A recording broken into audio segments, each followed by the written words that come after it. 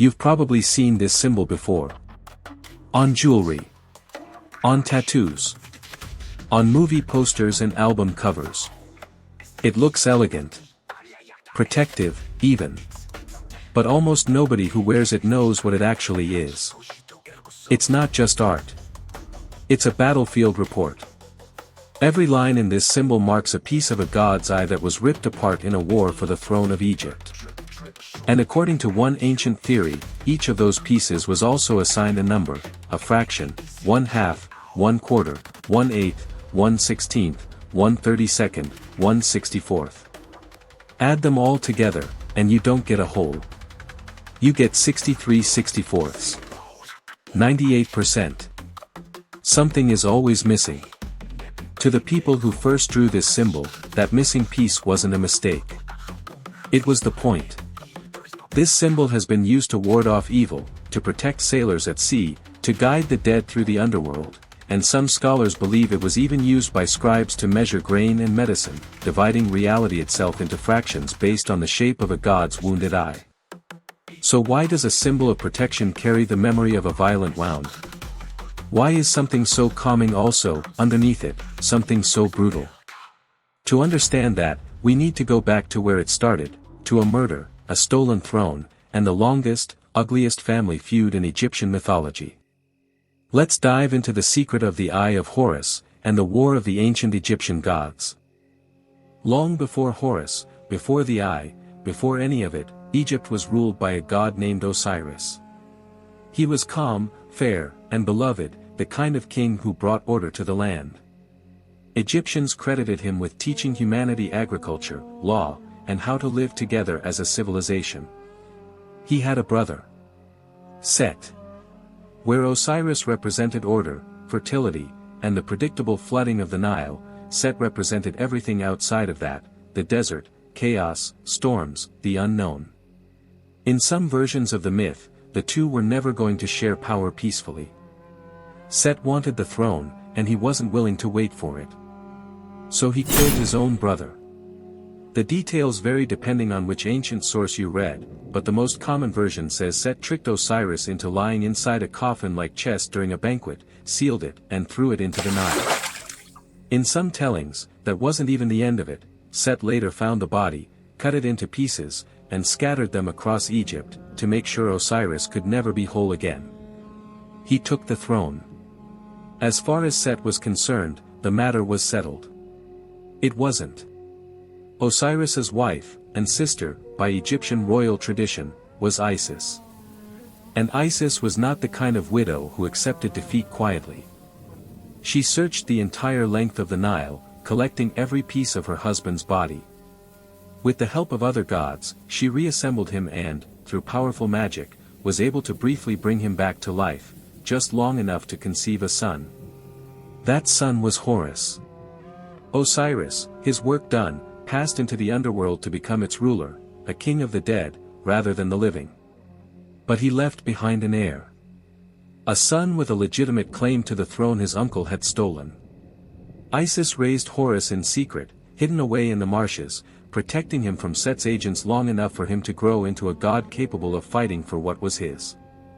And once Horus was old enough, he did exactly that. What followed wasn't a single battle. It was a conflict that ancient Egyptian texts say dragged on for 80 years, a court case as much as a war, fought in front of a tribunal of gods who simply could not agree on a verdict. Horus presented his claim. Set presented his. Every time the tribunal seemed to lean toward Horus, Set would erupt and demand a new contest. Every time Set seemed to gain ground, Isis would step in with cunning of her own to tip the balance back. One of these contests became legendary.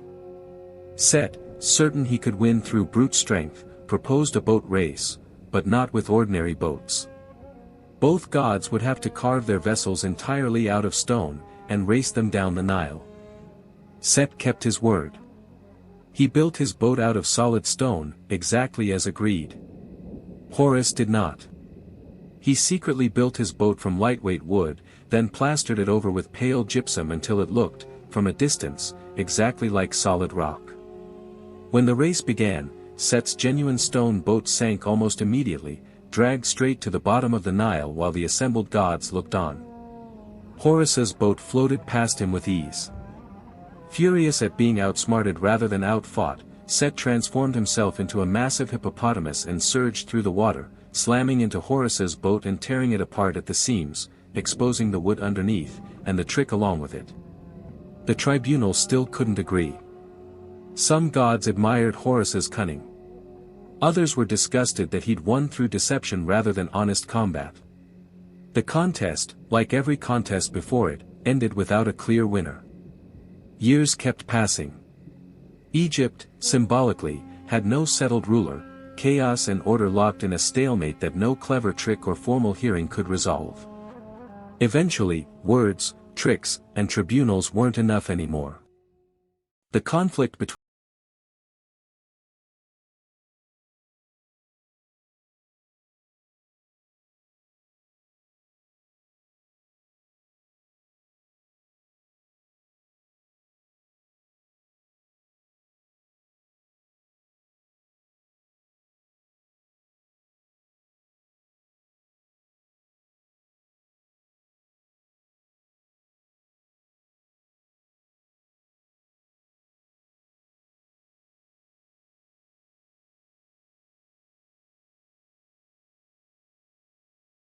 symbolism for the next 3,000 years. He tore out Horus's eye. Accounts differ on exactly how it happened. Some say Set gouged it out directly, others say he ripped it into pieces and scattered them, an echo of what he'd already done to Osiris's body. Either way, the result was the same. Horus, god of the sky, the one whose eyes were said to represent the sun and the moon, was left wounded and incomplete. For a civilization that saw the eye as a source of power, perception, and protection, this wasn't just a physical injury. It was an attack on Horus's very ability to see, to judge, to rule. The fight wasn't over. But for now, Horus was wounded, and his claim to the throne looked weaker than ever. This is where Thoth enters the story, the god of wisdom, writing, and magic, often depicted with the head of an ibis bird. In most versions of the myth, it's Thoth who finds the scattered pieces of Horus's eye and uses his magic to heal it, piecing it back together. In other tellings, it's Hathor, using milk from a gazelle, who restores his sight. But here's the detail that mattered most to the Egyptians who came after this story. When the eye was restored, it wasn't described as simply whole again. It was described, almost mathematically, as reassembled from 6 separate fragments, each one corresponding to a sense, and, according to one enduring theory, a specific fraction. 1/2, 1/4, 1/8, 1/16, 1/32, 1/64. Added together, 63/64. Not quite 100%. According to this interpretation, the missing sliver, that final 64th, was supplied by Thoth's magic itself. The healing wasn't just physical. It was the literal substance that made the eye whole again, the one piece of God's power could provide that math alone could not. It's worth being honest here, not every historian agrees on how literally the ancient Egyptians used this fraction system. Some evidence suggests scribes really did use Horus eye-shaped symbols to measure grain and medicine in fractions of a unit called a hecate. Other researchers have challenged how directly that practice connects to this myth. What's certain is that the eye, restored, became known by a new name, the Wedjat, the sound eye, the whole eye, a symbol of healing that carried the memory of its own destruction inside it. That tension is exactly why the symbol still feels the way it does today. Calm, but with an edge of violence underneath. Protective, because it knows exactly what it's protecting against. With his eye restored, Horus returned to the conflict, and eventually, the tribunal of gods ruled in his favor. Some versions say Osiris himself, ruling the underworld, intervened to argue for his son.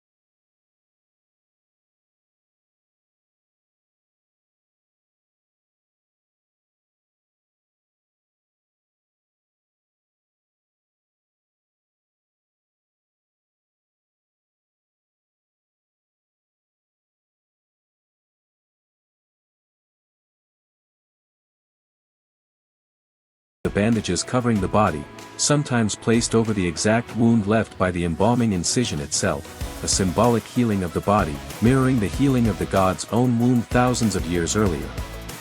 The eye was meant to protect the deceased on their journey through the underworld, the same journey Osiris himself had once made. Physicians and scribes are believed to have used the same six-part eye symbol as shorthand for fractions when measuring grain, medicine, and liquid, meaning that for centuries, ordinary Egyptians may have looked at fragments of this exact wound every time they measured out food or treated an illness, whether or not they consciously thought about the war that created it.